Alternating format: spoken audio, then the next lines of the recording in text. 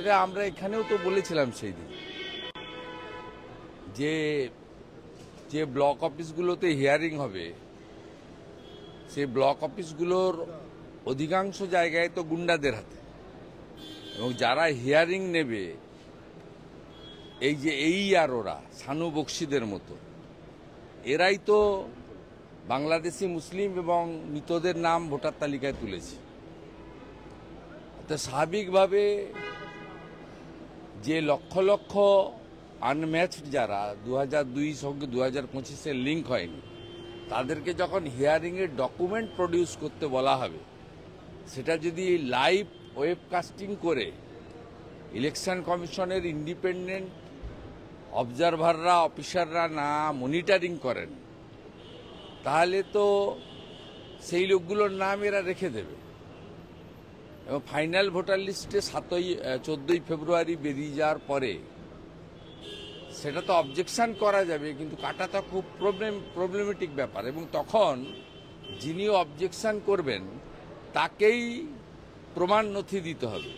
কিন্তু এখন election commission যাদেরকে নোটিশ করবে 14ই ডিসেম্বর পরে, নথিটা দিতে হবে তাদেরকেই যারা নোটিশ হয়েছে। আর 14ই ফেব্রুয়ারির পরে যদি কেউ অবজেকশন দেয় তখন যে অবজেকশন দিচ্ছে তাকে প্রমাণ করতে হবে। স্বাভাবিকভাবে এই হিয়ারিংয়ে ট্রান্সপারেন্সি না থাকলে অভারতীয়রা এবং ভূতেরা ভোটার তালিকায় থেকে যাবে।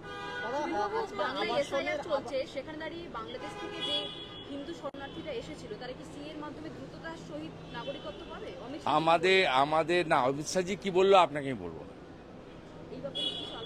আমরা কমিটেড, হিন্দুরা ধর্ম বাঁচানোর জন্য এসেছে। প্রথম কাজ নরেন্দ্র মোদীজি করে দিয়েছে, 31/12/2024 পর্যন্ত যে হিন্দুরা এসেছে, মমতার পুলিশ যে হিন্দুদের উপর অত্যাচার করছিল, রায়গঞ্জের জেলে 85 বছরের বৃদ্ধা মা আছে, তিনি পালিয়ে এসেছিলেন হাসিনা ওয়াজেদকে অপসারণের পরে।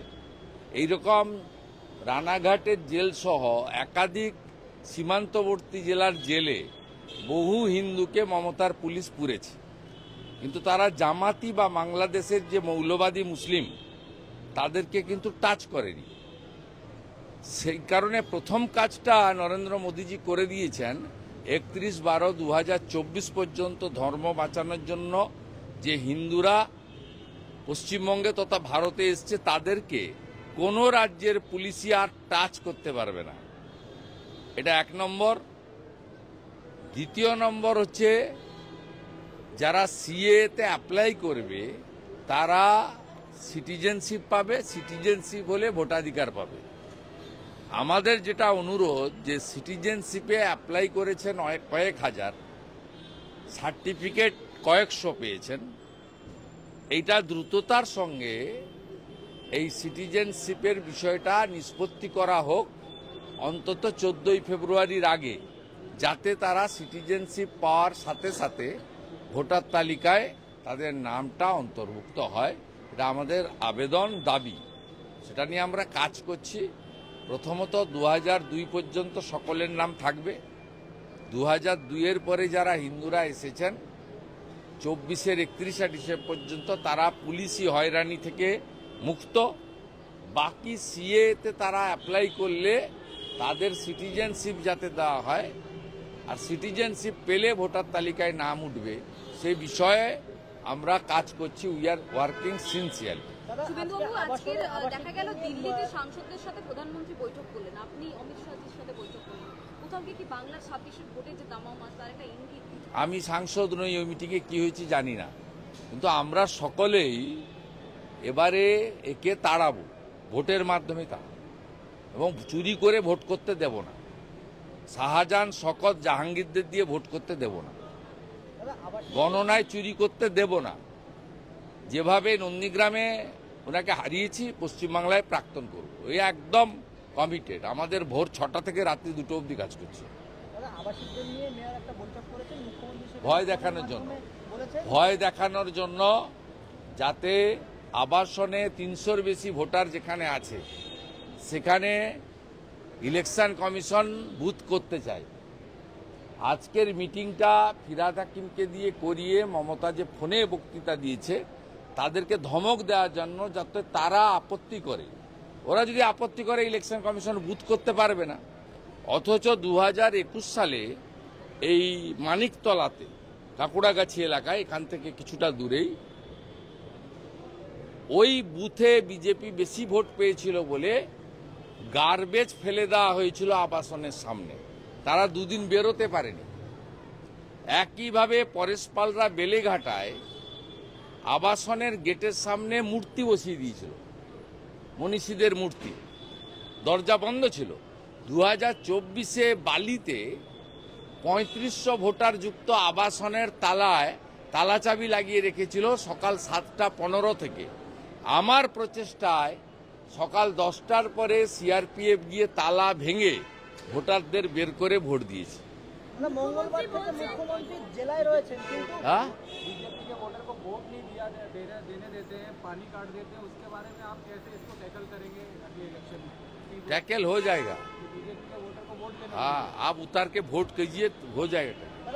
मंगलवार থেকে इस बार हो जाएगा। बिहार में भी जंगल राज था, समोसा में आलू, आज बिहार में लालू भी था, वो खत्म हो गया। ये भी खत्म होने वाला है। जितना गुंडागर्दी करेगा उतना जल्दी चला जाएगा। मैं लखन सेठ को भी हराया, ममता को भी हराया। ये सब गुंडागर्दी फाइनली नहीं रहता है, ये सबको मालूम है।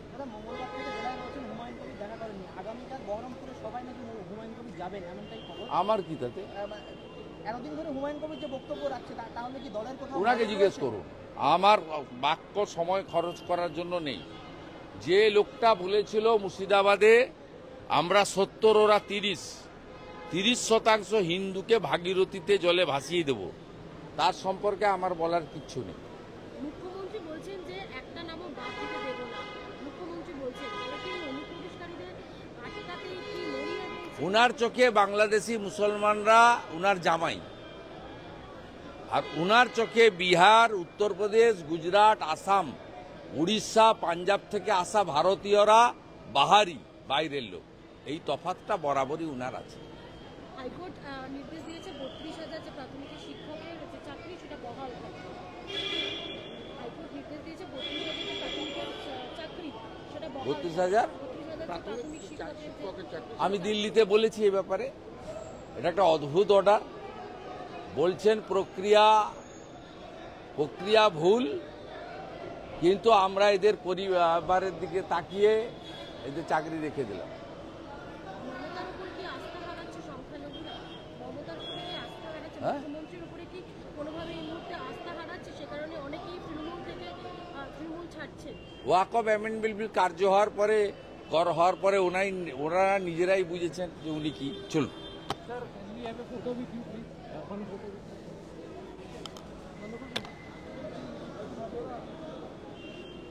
আমি দাঁড়িয়ে